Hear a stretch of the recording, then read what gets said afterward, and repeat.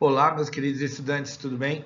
Nessa aula de hoje, nós continuaremos ao estudo da termoquímica. Lembra que na aula anterior, a introdução à termoquímica, nós vimos então como que varia a energia numa mudança de estado físico ou então em uma reação química. Hoje a gente vai continuar abordando uma combustão.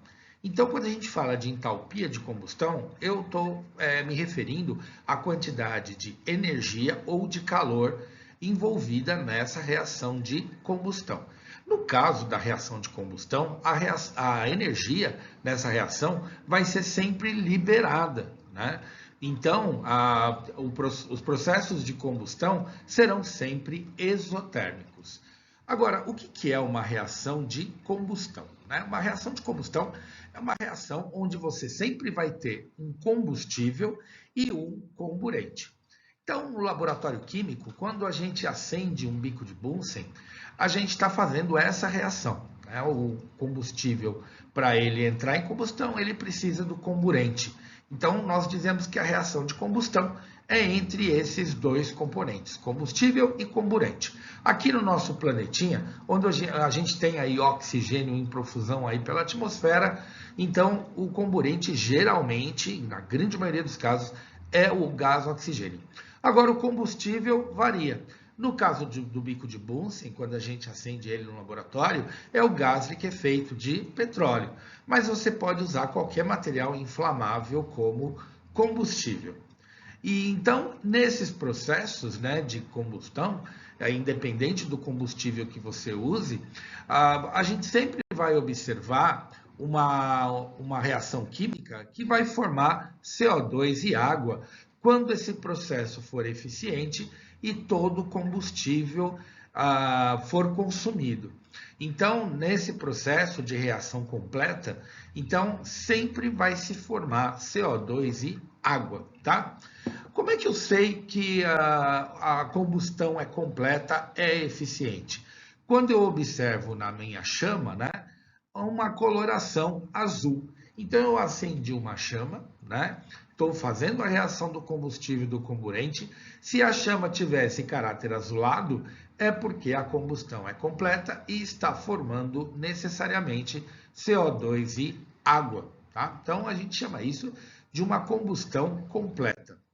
Agora, e se a chama tiver amarelada?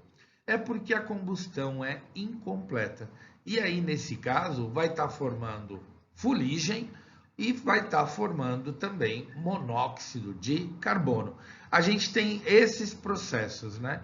Então, na combustão incompleta do combustível, em que eu observo uma chama amarela, eu posso observar, então, a formação da fuligem. Isso é fácil de ver porque a gente coloca tipo uma panela em cima da chama amarela e você vê a panela ficando preta embaixo. Aquilo lá é um pozinho de fuligem, é carvão na verdade, né? Então, essa é uma das maneiras da gente observar a combustão incompleta. E também porque se forma o monóxido de carbono. Então, nós temos dois processos de combustão.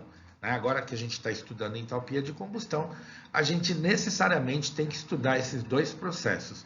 Então, nos produtos da combustão incompleta, né, a gente sempre vai observar o quê? A gente vai observar a combustível e comburente formando fuligem e água, tá? Nesse caso, a fuligem é representada pelo carbono na forma sólida, né? Então, a fórmula do carvão, né? Carbono na forma sólida, carbono metálico, né? Porque o elemento está sozinho. A combustão incompleta também pode formar monóxido de carbono e água. Então, nesses dois casos, eu estou olhando a chaminha ali em cima, né? A chama ela é amarela. Então, pode formar a reação de baixo, pode formar a reação de cima, ou pode formar as duas reações concomitantemente, né? As duas juntas. Agora, nos produtos da combustão completa, sempre vai formar o quê? CO2 e água, e a reação a chama, né, resultante da reação sempre será azulada, tá? Professor, mas e se o combustível for diferente do outro, sempre vai formar esses componentes? Sempre, né? Claro que nós temos exceção. Então, gás hidrogênio, né? Existem processos de combustão com gás hidrogênio, então nesse caso a gente não observa isso. Mas sempre quando você tiver carbono na constituição do combustível, o que é geralmente observável em derivados de petróleo, né, que são hidrocarbonetos, geralmente as reações que a gente observa são essas, né? Então, por exemplo, quando você tem algum acidente com um navio petroleiro e ele está pegando fogo, a gente observa aquela coloração amarela, aquela fumaça preta, né? Então, é típico desses produtos de combustão incompleta. Agora, por outro lado, às vezes você está passando perto de uma petroquímica e você vê no alto das colunas de destilação, a gente vê uma chama. Às vezes a gente vê uma chama azulzinha, né? Sinal que eles estão queimando lá os gases em excesso, e nesse processo a queima muitas vezes é eficiente. A gente observa no alto da torre de destilação uma chama azulada que é resultante de uma combustão completa. Então a gente tem lá CO2 e água. Muitas vezes, no alto dessas torres, a combustão também é incompleta, né? Então, às vezes, você passa do lado de uma refinaria de petróleo, você vê lá a torre de destilação no alto, uma chama amarelada.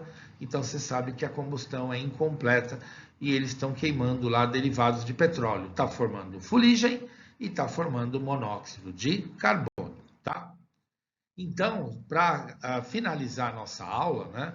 A entalpia de combustão é a energia ou a quantidade de calor, né, liberada na combustão completa do combustível, que no caso a gente padroniza em 1 mol, tá? Então, é a energia, entalpia de combustão é a energia liberada pela combustão de 1 mol do combustível. Quando você vira uma reação que tem a combustão, né, uma reação de combustão, identifique o combustível, porque aí você sabe que aquela energia liberada é a energia liberada por mol daquele combustível. A gente tem um exemplozinho aí embaixo, né?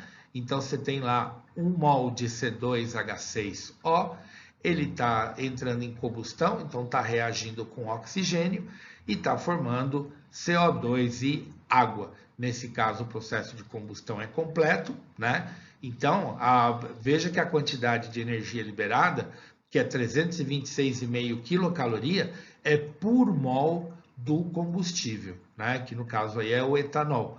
Então, a gente tem isso por definição. E repare que o sinal da variação da entalpia, o ΔH, sempre será negativo, porque a energia de combustão sempre será energia liberada. Aí você pergunta, professor, mas como é que eu calculo essa energia? Lembra, a variação de entalpia é a entalpia de produto menos a entalpia de reagente, tá? Então, depois eu vou postar uma aula de exercícios e aí vocês verificam como é que a gente faz o cálculo da entalpia de combustão.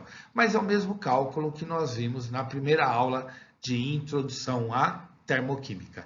Belezinha? Valeu, gente. Obrigado e até a próxima aula. Tchau.